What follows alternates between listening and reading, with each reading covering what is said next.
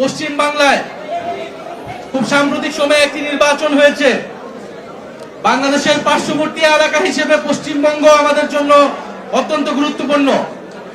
সেই নির্বাচন তাদের অভ্যন্তরীণ বিষয়, কিন্তু নির্বাচন নিয়ে আমরা এই জন্য কোনো কথা বলতে চাই না। কিন্তু আমরা দেখেছি নির্বাচনের আগে কয়েক লাখ ভোটারের নাগরিকত্ব কেড়ে নেওয়া হয়েছে, তাদেরকে ভোটদান থেকে বিরত রাখা হয়েছিল। তাদের অধিকাংশ ছিল মুসলমান এবং মতুয়া সম্প্রদায়ের।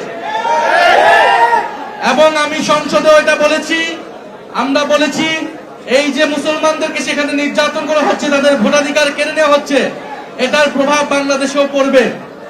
এবং নির্বাচনের পরেও সেখানে মুসলিম নির্যাতন হচ্ছে, মতুয়া দলিত সম্প্রদায় সংখ্যালঘু সম্প্রদায়ের উপর নির্যাতন করা হচ্ছে।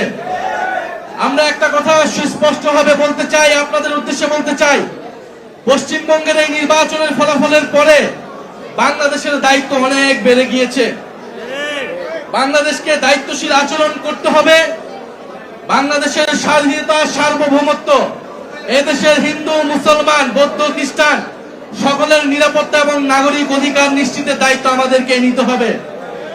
এবং আমাদের শত্রুপক্ষ যারা বাংলাদেশ বিরোধী, বাংলাদেশের স্বার্থ বিরোধী, তারা নানা উস্কানি দিবে, নানা সাম্প্রদায়িকতা ছড়ানোর চেষ্টা করবে, তারা নানা প্রপাগান্ডা করবে। আমাদেরকে এই বিষয়ে সচেতন থাকতে হবে। আমরা এটা দেখিয়ে দিব, দক্ষিণ এশিয়ায় সংখ্যালঘুদের জন্য সবচেয়ে নিরাপদ স্থানটি হবে এই বাংলাদেশ।